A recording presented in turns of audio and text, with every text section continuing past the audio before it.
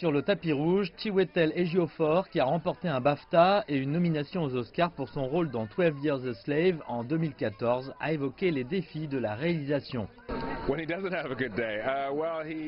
Quand il ne passe pas une bonne journée, eh bien il panique. Vous savez, j'avais beaucoup de gens formidables autour de moi, de très bons collaborateurs, et donc il y avait beaucoup de contrôle et de contrepoids pour tout ce que j'essayais de faire. Le garçon qui a exploité le vent raconte l'histoire de William Kankwamba, un passionné d'ingénierie qui utilise secrètement la bibliothèque de son école après avoir été renvoyé de l'établissement parce que son père, un agriculteur pauvre, ne pouvait pas se permettre de payer les frais de scolarité. Je pensais que c'était juste très encourageant et profondément inspirant et que ce que William a fait était vraiment à la hauteur de ce que son histoire représente. C'est vraiment vivre dans la solution sans vivre dans les problèmes. Le film est basé sur un roman autobiographique du même titre écrit par William Kankwamba dans la vie réelle. En voyant ce film, j'ai eu des sentiments mitigés. Je me suis souvenu de l'époque où je construisais le moulin à vent, mais aussi des moments différents que j'avais aimé vivre et des moments de joie. J'ai donc comme cela des sentiments mitigés, comme voir le film. Mais dans l'ensemble, c'est génial, j'ai apprécié.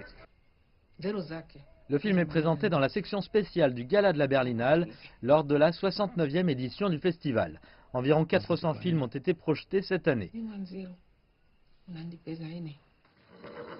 Un autre film, Farewell to the Night, a également été présenté mardi au Festival du film de Berlin. Il raconte l'histoire de Muriel et sa tentative d'empêcher son petit-fils de rejoindre l'État islamique en Syrie.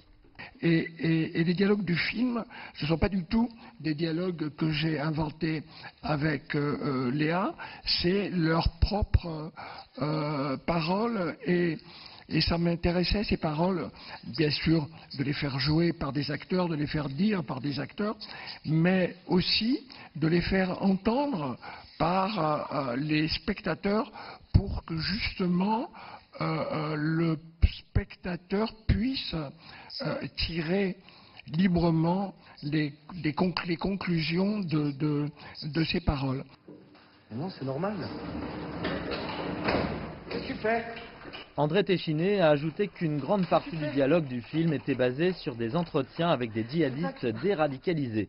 Sur plus de 5000 Européens, principalement britanniques, français, allemands et belges, connus pour avoir rejoint les rangs des combattants islamistes en Syrie et en Irak, environ 1500 sont rentrés, a annoncé l'agence de police européenne l'année dernière.